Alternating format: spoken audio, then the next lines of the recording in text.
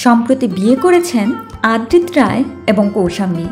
মিঠাই ধারাবাহিকে কৌশাম্বী আদ্রিত রায়ের দিদির চরিত্রে অভিনয় করেছিলেন।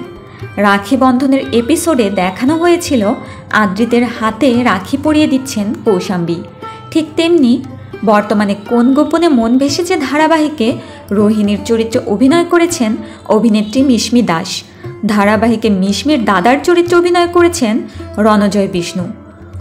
অনস্ক্রিন দাদার সাথেই নাকি সম্পর্কে জড়িয়েছেন অভিনেত্রী মিশমি দাস, এমনই গুঞ্জন টেলিপাড়ায়। সম্প্রতি দিদি নাম্বার 1-এর মঞ্চে হাজির হয়েছিলেন অভিনেত্রী মিশমি দাস। সেখানে মিশমিকে খোঁচা দিলেন অভিনেত্রী রচনা ব্যানার্জি। রচনা ব্যানার্জি রণজয় বিষ্ণুর প্রসঙ্গ টেনে এনে বলেন, রাখি পরাতে পরাতেই রণজয় মিশমিকে সিঁদুর পরিয়ে দেবে। যদিও এই গুঞ্জনকে শুধুমাত্র গুঞ্জন হিসেবেই চালিয়ে দিয়েছেন মিশমি, কিন্তু টেলিদর্শকরা তো মানতেই নারাজ। দর্শকদের ধারণা অবশ্যই রণজয় আর মিশমির সঙ্গে প্রেমের সম্পর্ক রয়েছে। দর্শক, আপনাদের কি মতামত?